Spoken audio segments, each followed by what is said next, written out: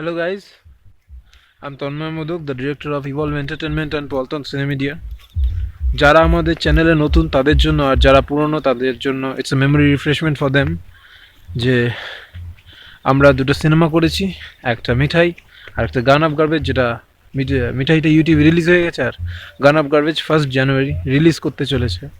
আর তাছাড়াও আমাদের একটা ভ্লগ সিরিজ আছে, তোমরা দেখতে পারো। ইন্টু দ্য আননোন ওয়াইল্ডেরও একটা সিরিজ আছে, সেটা তোমরা দেখতে পারো, 6টা এপিসোডের। আর আমি হেঁটে চলেছি একটা গমের ক্ষেতের মধ্যে দিয়ে, এখানকার লোক বলে গেহু কা ক্ষেত।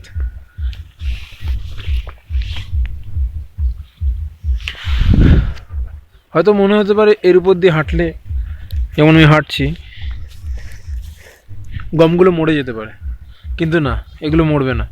এর উপর দিয়ে যদি হাঁটা হয়, যেমন এইটা, এর উপর যখন পা পড়ে তখন এটা চেপে যায় এবং গোড়াগুলো ভেঙে যায়, এবং ভাঙার পরে এখান থেকে আরও অনেকগুলো মুখ বেরিয়ে আসে। তাই জন্য এখানকার লোক বলে যে এখান দিয়ে হাঁটা ভালো। আমি এখন নৈনিতালে এসেছি তোমাদের জন্য সুন্দর সুন্দর ব্লগ বানাতে। জার্নি শুরু থেকে শুরু করা যাক। 35 in the morning। আমার সাথে আছে বিদ্যুৎ, সুরজিৎ আর সুজন। এখন 6টা 20 বাজে, আমি আছি এখন মোগলছড়া স্টেশনে। আমাদের ট্রেন দাঁড়িয়ে রয়েছে স্লিপি। তো এখন আমি নামছি লালকুয়া।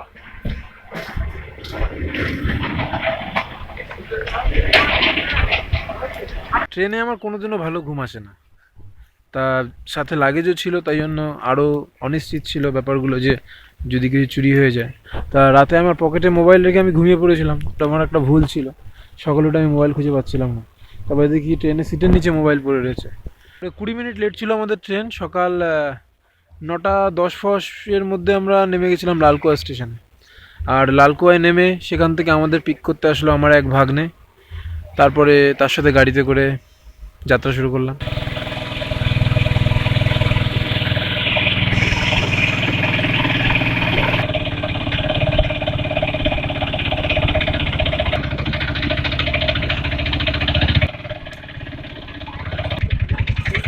জল চলে যায় মামা।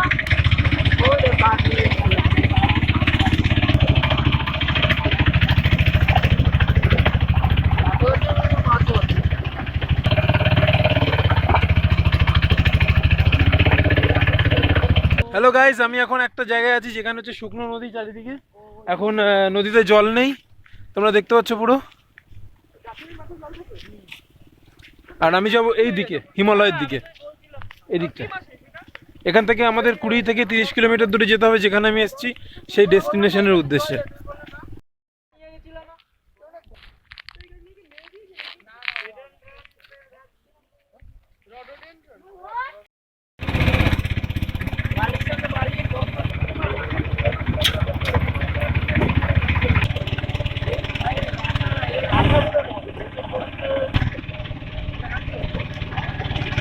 সেগুন গাছের বন।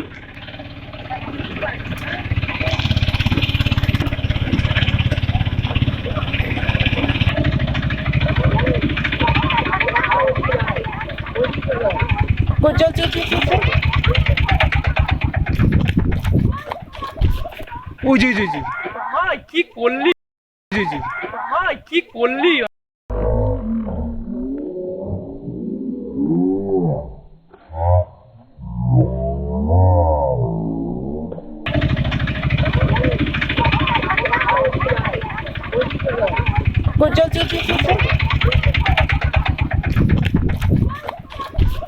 ও জি জি জি, যাওয়ার পথে দাঁড়িয়ে গেছিলাম, তোমাদের জানি না কোনটুকু দেখাতে পেরেছি আমি হরিণটা, তবে দেখে ক্যামেরায় ধরা পড়েছে।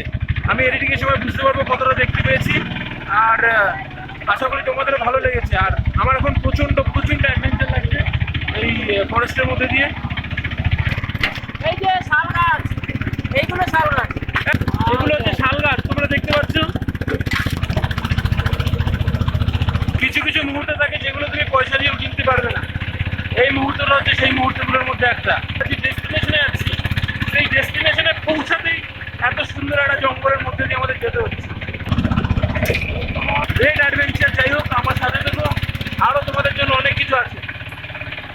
আমি থামস আপ দেখাতে পাচ্ছি না।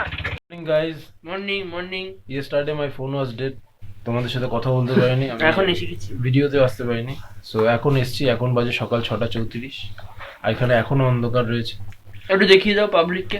এখন দেখানো যাবে না, যাই হোক আমি কিছুক্ষণ বাদে বেরোবো। তোমাদের আজকে একটা দারুণ জিনিস দেখাতে নিয়ে যাবো। এখানে হিমালয়ের থেকে জল মাটির তলা থেকে এসে আর্টিজিও কূপের সৃষ্টি করে। মানে হচ্ছে একটা জায়গায় জল দুই দিকে চাপ পড়ে, এরকম ধরুন হিমালয়ের ঢাল এটা, এখান থেকে ঢালটা নামছে, এইখানে এসে জলটা জমছে, এইদিকে উঁচু বলে জলটা উঠতে পারছে না, ফলে এখান থেকে জলটা ছিটকে ছিটকে উপর দিকে আসে। তাই এখানকার যারা গ্রামবাসী তারা কি করেছে, ওখানে নলকূপ টাইপের বানিয়ে দিয়েছে, ফলে ওখান থেকে জল উঠছে। আর জল 24 ঘন্টা, গত 20 বছর ধরে ওখানে জল বেরিয়ে যাচ্ছে।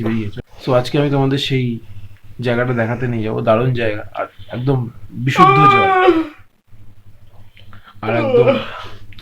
আর একদম বিশুদ্ধ জল, তোমাদের দারুণ লাগবে। আর জল হচ্ছে একদম ক্রিস্টাল ক্লিয়ার, একদম বিরাট কোহলি এই জল খায়। বাড়াবাড়ি করে ফেললাম। আমি এখন আছি উত্তরাখণ্ডের একটা গ্রামে, গ্রামটার নাম হচ্ছে শক্তি ফার্ম। আমার এই পাশে রয়েছে হিমালয়, আর এইদিকে রয়েছে জঙ্গল। পুরো এই পাশটা জঙ্গল, জিম করবেট পার্কের বেল্ট। যাই হোক, আমি এখন তোমাদের দেখাতে নিয়ে যাবো আর্টিজিও কূপ। এটা হচ্ছে সেইটা।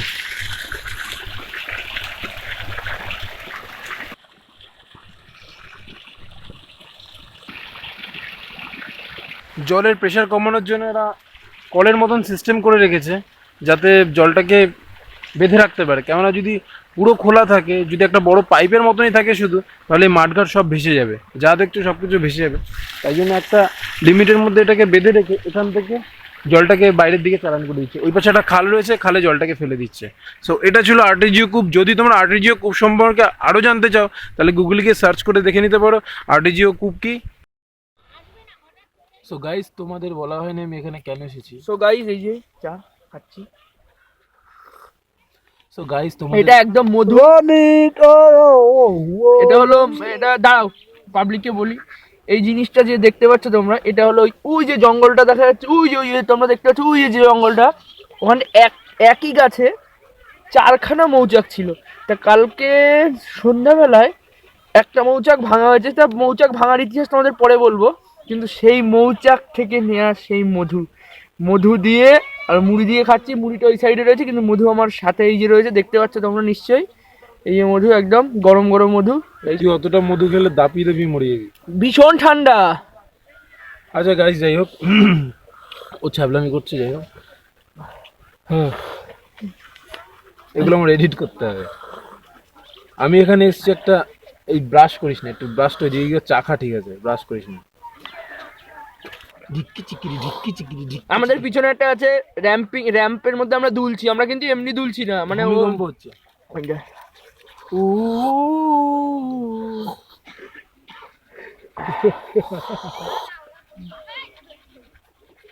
তোরা একটা ম্যাজিক দেখ কি করে কাপ ঘুরাতে হয়। পারবি? আমরা এখানের মেয়ে বিয়ে করবে তোমার সুবিধার জন্য, আমরা তো ঘুরতে আসতে পারি সেই সুবিধা। মেয়েগুলো কি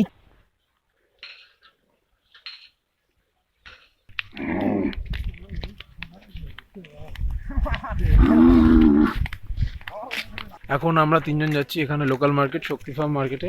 যে কচুরি খাও, কচুরি। আর আমার সাথে আছে সুজন, বিদ্যুৎ। হাই, খুবই ভালো লাগছে, চারিদিকে কুয়াশা। আমাদের এই পাশটায় রয়েছে পাহাড়, এটা হচ্ছে উত্তর দিক, কিন্তু কুয়াশার জন্য পাহাড় দেখা যাচ্ছে না। এটা দারুণ দারুণ লাগছে জায়গাটা। এখন টেম্পারেচার এখানে প্রায় 19 রয়েছে। দেখাতে হবে, তুমি এখন ক্যামেরার কাজ বোঝো না বিদ্যুৎ। আর ওই মন্দিরটা, রাস্তাটা দিয়ে হাঁটছি, রাস্তাটা দক্ষিণ দিকে চলে গেছে বারেলির উদ্দেশ্যে। আর আমার পিছনে যে দিকটা গেছে সেই দিকটা হচ্ছে নৈনিতালের দিকে গেছে, নৈনিতাল, ভীমতাল। আর এই পাশটা রয়েছে, এটা দেখতে পাচ্ছ বন্ধুরা, এটা হচ্ছে রাস্তার কুকুর এখানকার। আমাদের দেখে আবার গাঁ গাঁ করছে।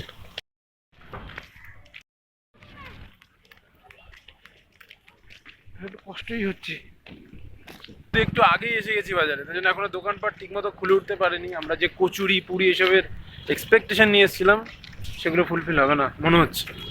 তাও দেখি খুঁজে পাই নাকি। অবশেষে আমরা ভাটোরা নামের একটা খাবার খাবো, ঠিক আছে, পরোটার মতন হয় খেতে। দেখা যাক ঘটনা কেমন হতে পারে। পেয়েছি অনেক হাঁটার অনেক কষ্টে পেয়েছি, অনেক 500 কিলোমিটার হেঁটেছি। পা হেঁটেছি, 500 কিলোমিটার হাঁটার পরে হেঁটেছি, হেঁটে এখন একটা জায়গায় খাবার পেয়েছি বাজারের মধ্যে। তো দেখা যাক আসছে আমাদের খাবার। ঘটনাটা কি জিনিস। হ্যালো গাইস, আমি খাচ্ছি। দেবো না তো हम लोग अब छोला भटूरा खा रहे हैं।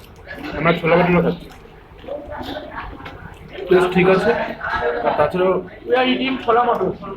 তাছাড়াও টেস্ট খুব ভালো আর প্রাইসটাও কম।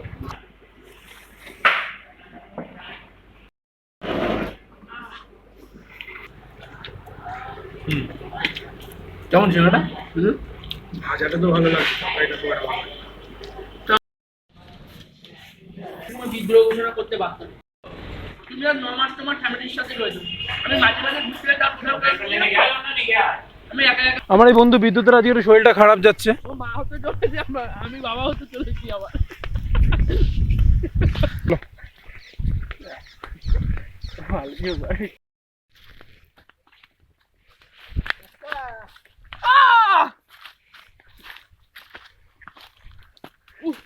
এই যে ব্যাঙের ছাতা গাইজে দেখাও। বলে ব্যাঙের ছাতা না, এগুলো হচ্ছে ভুইপুক। ব্যাঙের ছাতা এগুলো। মামা আমরা কোন দিকে জঙ্গলে ঢুকবো? এই গাছগুলোর নাম কি জানি? পাপলা গাছ। এই গাছ দিয়ে প্লাইউড তৈরি হয়।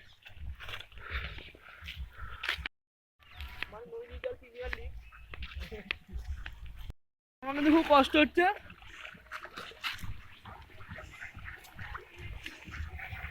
রাধা নে দিয়া মিষ্টি কল, কানা বলে হ্যালো হ্যালো।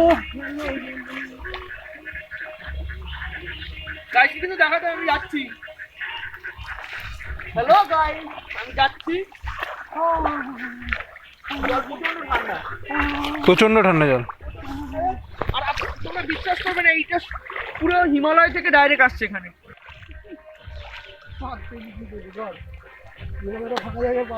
সো আমরা নদী পার করে ফেলেছি। এই বালিগুলো দেখছো তোমরা?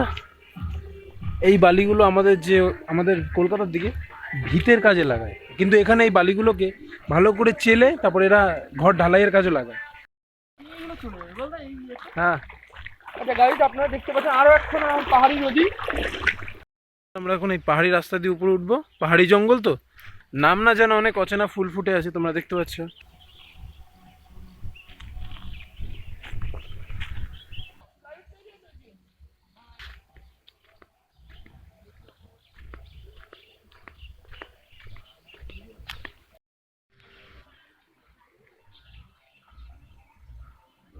এটা হচ্ছে অর্জুন গাছ।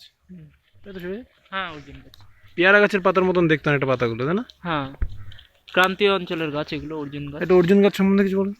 এটা হচ্ছে এর ঔষধি গুণ মারাত্মক আছে। আর ছাল ভিজিয়ে খেলে শুনেছি হার্টের নাকি দারুণ উপকারে আসে, আর পেটের লিভারের দারুণ উপকারে। এই গাছগুলো ভারতের কোন কোন অঞ্চলে পাওয়া যায়? ক্রান্তীয় অঞ্চলের গাছ এগুলো আচ্ছা আচ্ছা সাধারণত আচ্ছা, আচ্ছা, ঠিক আছে। এইসব বেল্টেই পাওয়া যায়। বলতে বলতে সাপের খোলস দেখা আশ্চর্যজনক নয় কিছুই। কি দিয়ে দিচ্ছে রে? লতা দিয়ে কলসি তৈরি। বাহ, কি কারুকার্য! কি গাছের ডাল লতা এগুলো? এমনি লতা হয় না, জঙ্গলের বুনো লতা না, একটা পার্টিকুলার গাছ থেকে না? বুনলতার শিকড় হয়। এগুলো শিকড় দিয়ে তৈরি হচ্ছে, তাই তো? দারুণ হাতের কাজ তোমরা দেখতে পাচ্ছ। বুনো লতা দিয়ে উনি একটা কলসি তৈরি করে ফেলেছেন। এটা কি আপনার প্রফেশন নাকি? না না, এমনি বসে এমনি বসে করছেন, তাই তো? এটা দিয়ে কি কাজ করা হবে, মানে কি কি রাখবেন এতে? এতে বিচি টিচি রাখবো। আচ্ছা আচ্ছা, মানে চাষ করার জন্য যে বীজ দানা ফানা রাখবেন। দানা টানা, পালং শাক, লাল শাক।